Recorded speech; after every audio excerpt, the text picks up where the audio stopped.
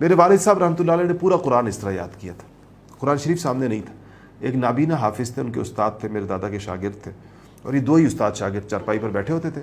تو ایک آیت وہ پڑھتے تھے استاد, پھر والد صاحب پڑھتے تھے. ہمارے گاؤں زیارت کاکا صاحب میں, تو نوشہرہ کے پاس ہمارا قصبہ ہے, وہاں رہتے تھے اس زمانے میں ہم لوگ. ہمارے بڑے, میں تو ظاہر بات ہے میری پیدائش سے بہت پہلے کی باتیں. تو یہ جو شاگرد تھے ہمارے دادا کے, وہ شاگرد تھے وہ حافظ صاحب, اور والد صاحب کہتے ہیں کہ وہ ہمارے ساتھ بیٹھے رہتے تھے سارا دن, اور ہمیں ایک آیت وہ پڑھتے, پھر ہم پڑھتے, پھر ہم ان کو وہ پڑھتے. اتنی دفعہ ہمیں کہلواتے کہ ہمیں یاد ہو جائے, پھر ہم اس کو پھیرے دیتے رہتے. تو بڑا عجیب طریقہ تھا وہ اس کا. میں آپ کو بتاتا ہوں, شاید کسی کے کام آ جائے. مجھے بہت کہہ دیتے کہ اس طریقے سے یاد کرنا چاہیے, کبھی بھولتا نہیں. اور ان کو اتنا پکا قرآن یاد تھا والد صاحب رحمۃ اللہ علیہ کو, اتنا پکا. میں نے اپنی زندگی میں ان سے زیادہ پکا حافظ نہیں دیکھا. مجھے مدت تو بھول گئی, غالباً 30 سال فرمایا یا 40 سال فرمایا. مجھے کہا کہ 40 سال ہو گئے میں نے کبھی قرآن شریف کھول کے نہیں دیکھا.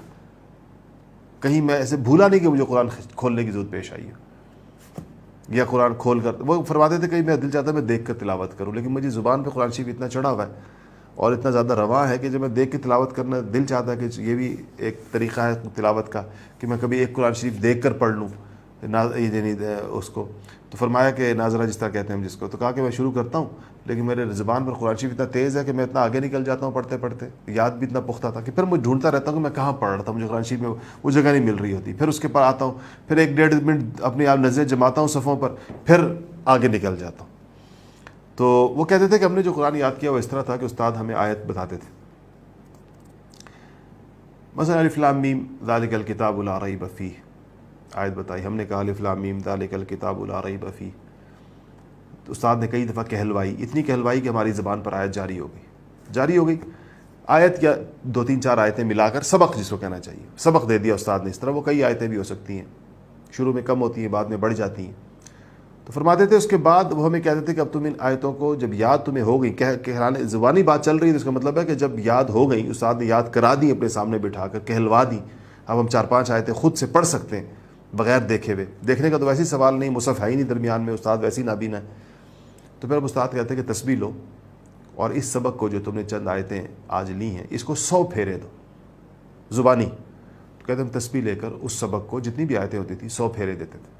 100 پھیرے پورے تو استاد کو آ کر سنا دیا. وہ تو سنا تو 100 پھیرے سے پہلے بھی رہے تھے, لیکن اب تو 100 پھیرے اس کو دلوائے تاکہ وہ نقش ہو جائے دل کے اوپر. پھر کہتے ہیں اگلا سبق بھی اسی طرح 100 پھیرے. پھر ان دونوں سبقوں کو چونکہ الگ الگ 100 پھیرے دیے ہیں, تو ان دونوں کو کنیکٹ بھی کرنا ہوتا ہے آپس میں. تو کہا دونوں کو ملا کر ہم 50 پھیرے دیتے تھے.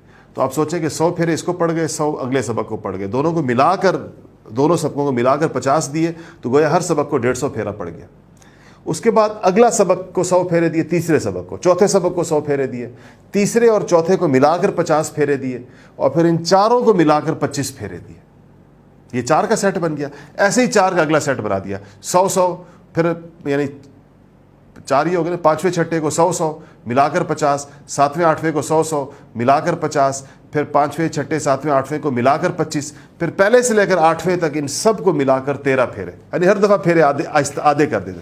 تو تقریباً آپ سوچیں 100 50 25 کتنے ہوئے, 175. 175 میں 13 ملا دیں تو 78 اور 88, تقریباً 188 190 پھیرا ایک سبق کو پڑھ جاتا تھا اس طریقے کے ساتھ. یہ قرآن شریف پھر نہیں بھولتا انسان کو. یہ ساری عمر ایسے جیسے آپ کے دل کے اوپر تحریر, جب مرضی پڑھیں, الف لام میم سے لے کے والناس